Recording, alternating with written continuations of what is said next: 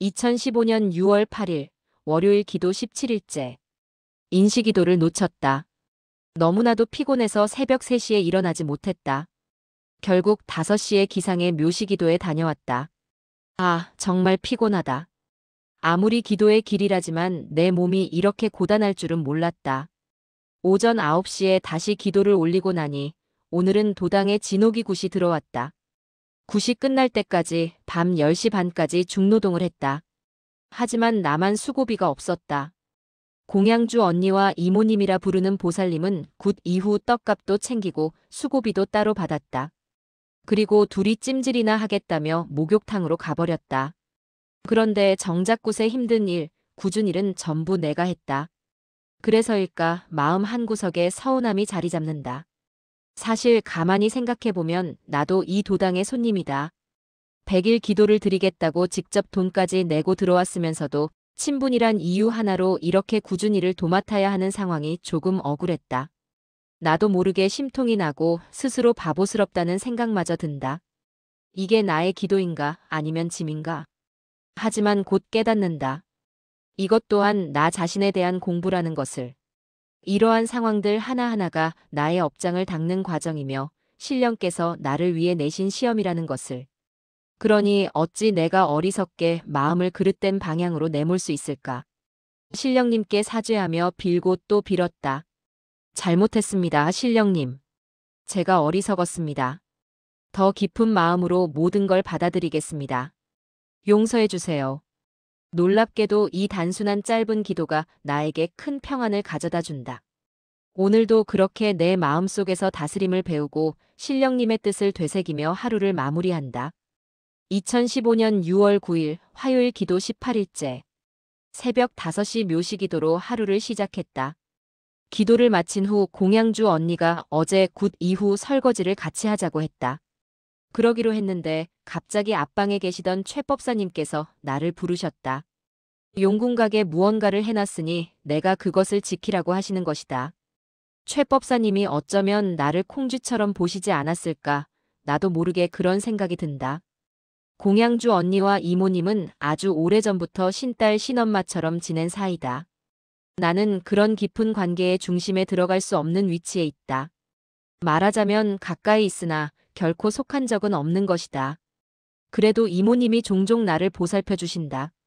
스승 없이 신의 길을 걷는 나를 불쌍했는지 이것저것 챙겨주신다. 감사한 마음이 크다. 하지만 가끔씩 공양주 언니를 감싸시는 모습에는 조금은 서운함이 스미기도 한다. 사이에 들어갈 수 없는 외로움. 하지만 이것도 어쩌면 내가 견뎌야 할 길이라는 생각이 든다. 나는 오늘 또다시 설거지와 뒷정리를 도맡았다. 순간 공양주 언니가 한숨을 쉬며 이런 말을 툭 던졌다. 내 일이니까 내가 해야지 뭐. 왠지 이모님께서 앞서 공양주 언니에게 무언가를 말씀하신 것이 아닐까 싶었다. 말을 더하지 말았으면 했으나 이미 내 귀에 꽂혀버렸다. 얄미운 기분이 살짝 올라왔다. 하지만 꾹 누르며 나는 웃으면서 내가 할게 하고는 마무리 다 했다. 마음 다잡으려 기도로 향했다. 전국에서 온 보살님들이 내게 말을 건넨다. 기도의 길을 걸으면 반드시 너의 마음을 방해하는 일들이 생긴다. 그러니 방해받을수록 더 단단해져야 한다. 오히려 수행자로서의 기회를 얻은 셈이다. 그 말들이 내 마음을 어루만지며 지나갔다.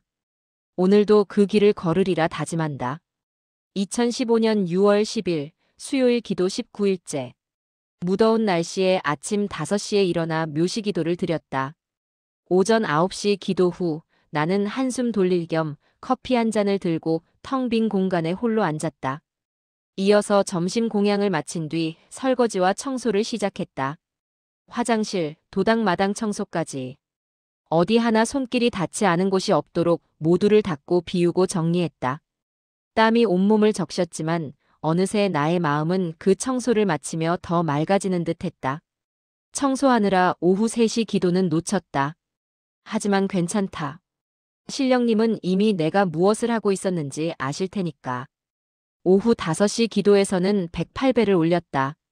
다리가 끊어질 듯 아팠지만 그 고통 속에 밀려오는 성취감은 이루 말할 수 없었다.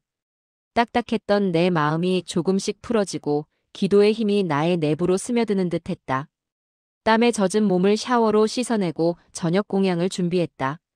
모든 일과가 끝난 뒤 자식기도까지 마친 나는 그제야 몸을 누였다. 오늘 역시 무리했나 보다. 온몸이 무겁다. 2015년 6월 11일 목요일 기도 20일째. 새벽 4시 반 인시기도를 시작으로 하루가 열렸다. 오전 10시 반 기도를 드리는 도중 내 시야에 약탕기가 보였다. 하얀 빛을 동반한 약탕기 뒤에는 날개 달린 말 한 마리가 하얀 빛을 내며 우아하게 모습을 드러냈다. 그 순간 약사 할아버지와 백마장군님이 오셨음을 직감했다. 기도는 점심 이후로도 계속되었고 오후 5시 기도에서는 108배를 올렸다. 그리고 참선을 했다. 신령님을 향한 정성 어린 시간이 지나니 저녁 시각에 쫄면으로 식사를 했다. 산에서 먹는 쫄면이라니 참으로 묘하고도 감사한 경험이었다. 오늘은 하늘빛이 맑지도 어둡지도 않았다. 그 사이 어딘가의 고요함 속에서 나는 또 한 걸음을 내딛는다. 2015년 6월 12일 금요일 기도 21일째. 새벽 4시 반. 아직 어둠이 걷히지 않은 시간, 인시기도를 올리며 하루가 시작되었다. 묘시기도까지 이어진 시간, 움직이는 손과 발은 힘들었지만 마음은 차분하고 고요했다.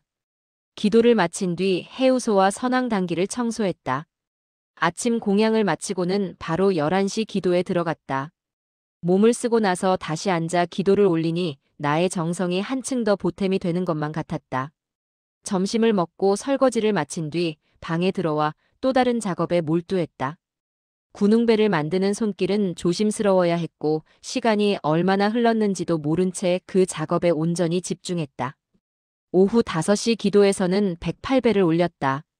차분히 다리를 구부리고 머리를 숙이면서 내게 주어진 이 순간에 감사드렸다. 온몸이 땀으로 젖고 다리가 끊어질 듯 아팠지만 이 작은 몸짓에 담긴 정성이 신령님께 닿을 거라는 믿음 하나로 모든 고통을 잊을 수 있었다. 해가 저무는 산기슭에서 샤워를 마치고 저녁 공양을 준비했다. 공양을 마친 뒤 설거지를 마치고 나니 도당에 손님이 왔다. 공양주 언니 대신 내가 라면을 끓여 손님 대접을 했다. 그들이 맛있게 먹는 모습을 보며 손끝으로 전해진 나의 작은 정성을 느꼈다. 그렇게 9시 해시기도, 밤 11시 자시기도로 하루는 다시 기도로 끝을 맺었다.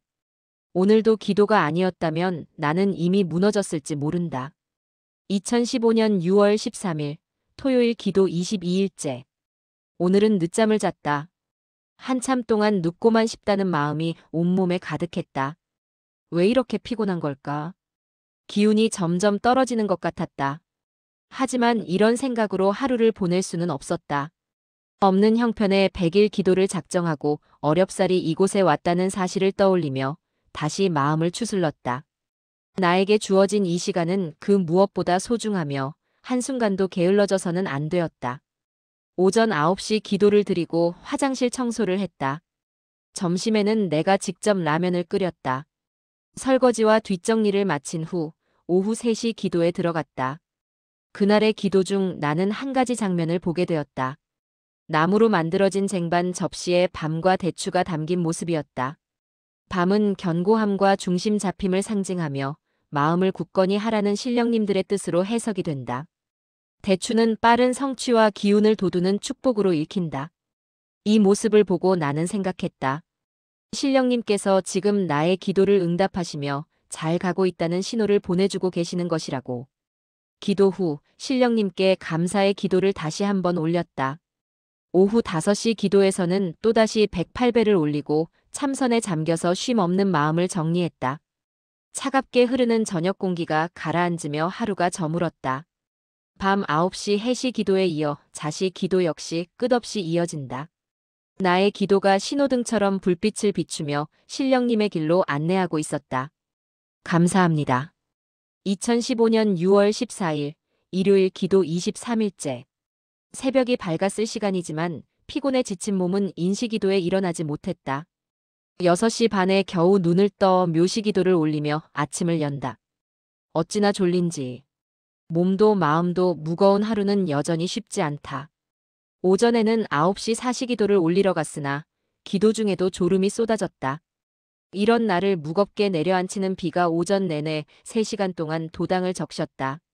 신기하게도 빗소리를 들으며 마음이 차분하게 내려앉았다.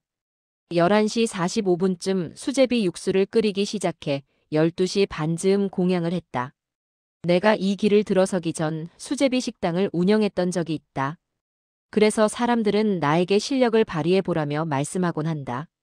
오늘도 그 재능을 발휘해 꽁꽁 숨어있던 재료들로 대충 수제비를 만들어냈다. 맛은 약간 싱거웠지만 그래도 함께 공양을 나눈 이들은 맛있게 먹었다. 그렇게 나의 작은 재능이 신령님께 드리는 또 다른 정성이 되었다. 오후 3시 신시기도, 오후 5시 108배를 올린 후 참선에 들었다. 참선 후에는 저녁 식사를 하고 모든 뒷정리를 마쳤다. 밤 9시 해시 기도에서는 묘한 빛이 눈을 스쳤다. 다시금 신령님께서 나를 부르시는 신호와도 같았다. 밤 11시 자시기도 중에는 군번줄이 보였다. 군번줄은 영적 세계에서 임무와 정체성을 상징하기도 한다. 이 장면이 내게 전해진 의미는 무엇일까? 어쩌면 나에게 정해진 사명이 있고 내가 지금 그 길을 제대로 걷고 있다는 것을 신령님이 알려주신 것 같았다. 전혀 알지 못했던 조상의 신호일 수도 있겠지만 무엇이든 지금 내가 해야 할 길이 있음을 말해주는 장면이었다. 그 무거운 책임감과 감사함 속에서 신령님은 언제나 내 곁에 계심을 느낀다. 감사합니다. 오늘도 그렇게 또 한 발자국 나아간다. 독자들에게 보내는 마음의 손길. 기도의 여정은 힘들고 고된 순간이 많습니다. 그러나 그 길에서는 작은 고통도 모두 나의 정성으로 바뀌고 나의 믿음을 굳건히 만드는 디딤돌이 됩니다. 길이 보이지 않는 순간에도 신령님께서는 보이지 않는 곳에서 당신의 손을 잡아주고 계십니다. 이 글을 읽은 모든 분에게 따뜻한 위로와 힘이 닿기를. 그리고 당신의 길도 빛으로 가득하기를 바랍니다. 함께 기도하며 걸어가겠습니다.